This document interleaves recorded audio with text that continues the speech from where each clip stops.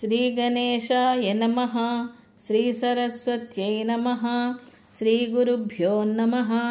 श्रीमन्नारायणीयं 85వ दशकं। श्रीमन्नारायणीयं 85तमं दशकं।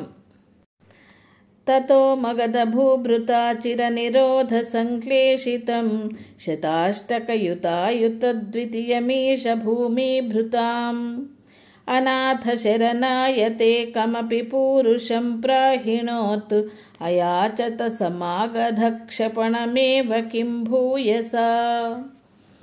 ततो मगधभूभृता चिरनिरोधसङ्क्लेशितं शताष्टकयुतायुतद्वितीयमीश भूमिभृताम् अनाथशरणायते कमपि पूरुषं प्राहिणोत् अयाचत समागधक्षपणमेव किं भूयसा। ययासुरभिमागधं तदनु नारदोदीरितात् युधिष्ठिरमखोद्यमादुभयकार्यपर्याकुलः विरुद्धजयिनोध्वरादुभयसिद्धिरित्युद्धवे शशंससि निजैः समं पुरमियेथ युधिष्ठिरीम्। ययासुरभिमागधं तदनु नारदोदीरितात् युधिष्ठिरमखोद्यमादुभयकार्यपर्याकुलः विरुद्धजयिनोध्वरादुभयसिद्धिरित्युद्धवे शशंससि निजैः समं पुरमियेथ युधिष्ठिरीम्। अशेषदयितायुते त्वयि समागते धर्मजो विजित्य सहजैर्महीं भवदपाङ्गसंवर्धितैः श्रियं निरुपमां वहन्नहः भक्तदासायितं भवन्तमयि मागधे प्रहितवान् स भीमार्जुनम्। अशेषदयितायुते त्वयि समागते धर्मजो विजित्य सहजैर्महीं भवदपाङ्गसंवर्धितैः श्रियं निरुपमां वहन्नहः भक्तदासायितं भवन्तमयि मागधे प्रहितवान् स भीमार्जुनम्। गिरिव्रजपुरं गतास्तदनु देवयूयं त्रयो ययाच समरोत्सवं द्विजमिषेण तं मागधम् अपूर्णसुकृतं त्वमुं पवनजेन सङ्ग्रामयन् निरीक्ष्य सह जिष्णुना त्वमपि राजयुध्वा स्थितः।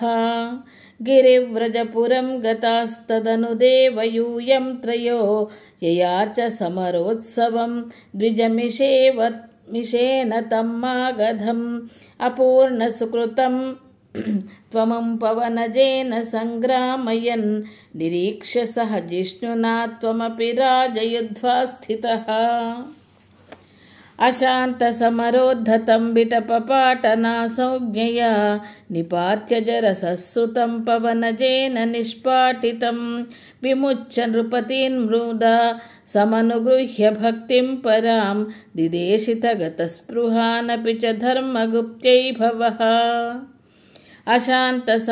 अशान्तसमरोद्धवं विटपपाटनासंज्ञया निपात्य जरसस्सुतं पवनजेन निष्पाटितं विमुच्य नृपतीन् मुदा समनुगृह्य भक्तिं परां दिदेशितगतस्पृहानपि च धर्मगुप्त्यै भवः।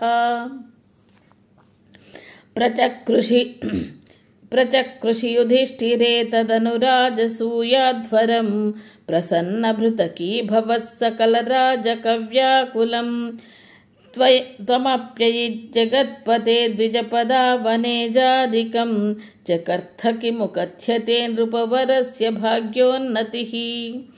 प्रचकृषि युधिष्ठिरे तदनुराजसूयाध्वरं प्रसन्नभृतकीभवत्सकलराजकव्याकुलं त्वमप्ययि जगत्पदे द्विजपदावनेजादिकं चकर्थ किमु कथ्यते नृपवरस्य भाग्योन्नतिः।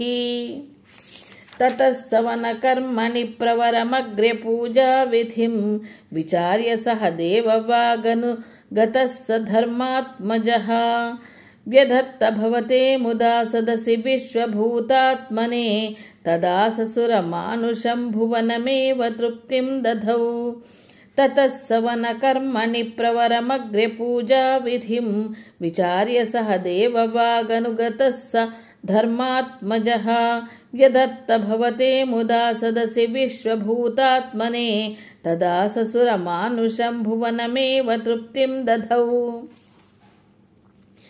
ततः सपदि चेदिपो मुनिनृपेषु तिष्ठत्सहो सभाजेति को जडः पशुपदुर्दुरूढं वटुम् इति त्वयि स दुर्वचो विततिमुद्वमन्नाप्सनात् उदापतदुधायुधः समुपतन्नमं पाण्डवाः।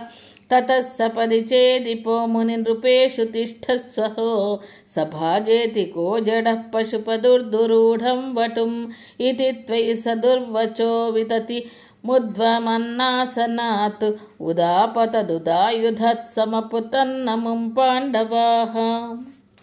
निवार्यञ्जपक्षगानभिमुखस्य विद्वेषिणः त्वमेव जहृषे शिरोदनुजदारिणा स्वारिणा जनुस्त्रितयलब्धया सततचिन्तया शुद्धधीः त्वया स परमेकतामं धृतयोगिनां दुर्लभाम्। निवार्य निजपक्षगानभिमुखस्य विद्वेषिणः त्वमेव जहृषे शिरोदनुजदारिणा स्वारिणा जनुस्त्रितयलब्धया सततचिन्तया शुद्धधीः त्वया स परमेकतामधृतयोगिनां दुर्लभाम्। ततः सुमहिते त्वया क्रतुवरे निरूढे जनो ययौ जयति धर्मजे जयति कृष्ण इत्यालपन् खलः स तु सुयोधनो दुतमनः सपत्नः श्रिया मयर्पितसभामुखे स्थलजलभ्रमादभ्रमीत्। ततः सुमहिते त्वया क्रतुवरे निरूढे जनो ययौ जयति धर्मजो जयति कृष्ण इत्यालपन् खलु स तु सुयोधनो दुतमनः सपत्नः श्रिया मयर्पितसभामुखे स्थलजलभ्रमादभ्रमीत्। तदा हसितमुत्थितं द्रुपदनन्दना भीमयोः अपाङ्गकलया विभो किमपि तावदुजृम्भयन् दराभरनिराकृतौ सपदि नाम बीजं वपन् जनार्दनमरुत्पुरी निलय पाहि मामामयात्। तदा हसितमुद्धितं द्रुपदनन्दना भीमयोः अपाङ्गकलया विभो किमपि तावदुजृम्भयन् दराभरनिराकृतौ सपदि नाम बीजं वपन् जनार्दनमरुत्पुरी निलय पाहि मामामयात्। श्रीहरये नमः। इति 85तमं दशकं सम्पूर्णं। सर्वं श्रीकृष्णार्पणमस्तु।